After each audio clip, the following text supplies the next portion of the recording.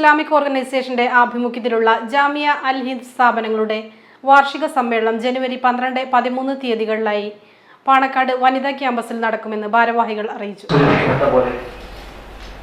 ജാമിയ അൽ ഹിന്ദ് എന്ന സ്ഥാപനം Islamic organisation സംസ്ഥാന സമിതി നേതൃത്വം നടത്തുന്ന സ്ഥാപനമാണ്. മിനിയൂട്ടിയിലാണ് ജാമിയയുടെ മെയിൻ ക്യാമ്പസ് സ്ഥിതി ചെയ്യുന്നത്. അതുകൊണ്ട് തന്നെ ലേഡീസ് ക്യാമ്പസ് പാണക്കാട് പെടയിപ്പാലം എന്ന പ്രദേശത്ത് വർക്ക് ചെയ്യുന്നുണ്ട്.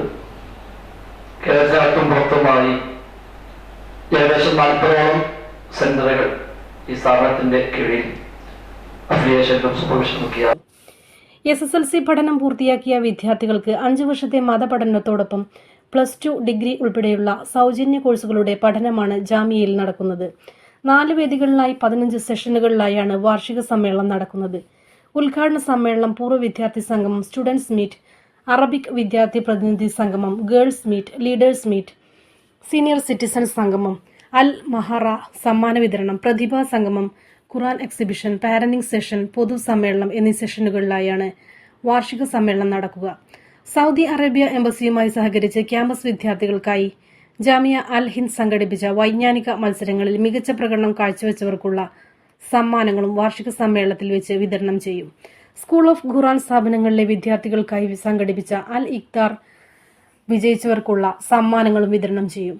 സൗദി മതകാര്യ വകുപ്പ് under secretary doctor Awwad bin Sabdi al Anazi, ഇന്ത്യയിലെ Saudi Arabia embassy attache Sheikh Badal Nasir al Anazi, പ്രതിപക്ഷ നേതാവ് VD Satheesan, PK Kunhalikutty MLA, A Rahim MP, Jamia Salafia Banaras director Abdulla Saud Dil Muhammad Salafi എന്നിവർ അതിഥികളായി പങ്കെടുക്കുമെന്ന് ഭാരവാഹികൾ അറിയിച്ചു.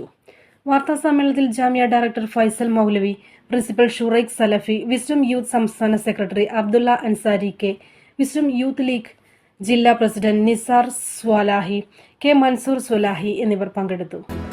നമ്മുടെ സംതൃപ്തിയേക്കാൾ വിലപ്പെട്ടതാണ് നമുക്ക് വേണ്ടപ്പെട്ടവരുടെ സന്തോഷം. പരിശുദ്ധമായവ ഹൃദയപൂർവ്വം സമ്മാനിക്കുമ്പോൾ നമ്മുടെ സന്തോഷവും ഇരട്ടിയാകും. Dubai Golden Diamonds, Pride of Generations, India, Oman, Bahrain.